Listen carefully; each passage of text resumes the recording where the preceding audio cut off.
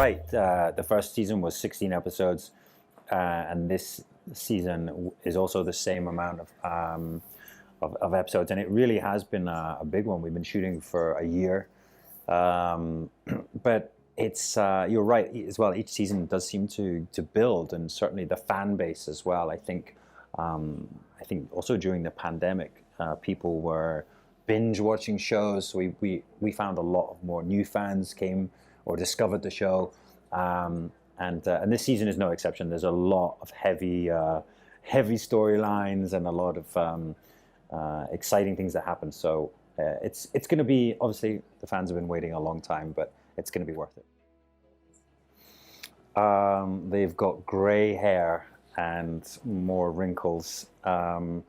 I've grown up with him almost a decade, and I guess when I first started the show, I had experience in TV and film, but I really learned a lot on this show, and it's given me a lot more confidence, I guess, in my abilities, and helped me go develop other projects as well. And I think Jamie too is as I said before, he's grown up, he's become more mature, he's become a great politician, I think. Oh, well, now you're talking my language. I mean, I would love to see Jamie in Back to the Future, yeah. I'm a big fan, but I don't really know much about the prequel. I know that Diana's writing them and they're currently developing it.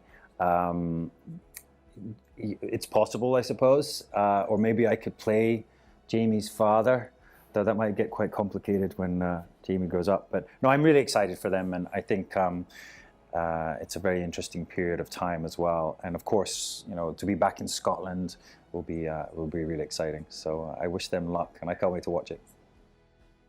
Oh wow! Boy, what would I change of my own life? I mean, I guess nothing really, because it's got me this far, and that's, I guess, why I wrote my book Waypoints. Was a chance for me to reflect on my journey here and how I got to this point.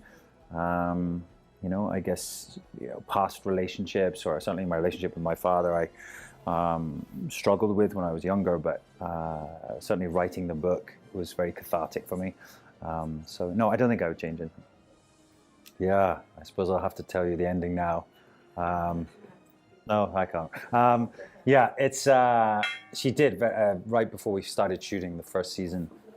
She told me the ending, and actually recently we were talking, and she asked my opinion on certain aspects. So she's still writing, but God, I mean, we still have a long way to go before we get there. But I know when the books end and the show ends, it's going to be a big moment for everyone. But thankfully, we have the prequel book series and the show as well. So there's plenty for the fans to look forward to. I don't know. I mean, I think everyone wants to talk about that character. Or every British actor is then talked about in that role. But I had a good experience auditioning for it. That was a long time ago now. It's 10 years ago, I think. I would love to see a Scottish James Bond. But I don't know what they're thinking. But I'm certainly excited to see who they cast.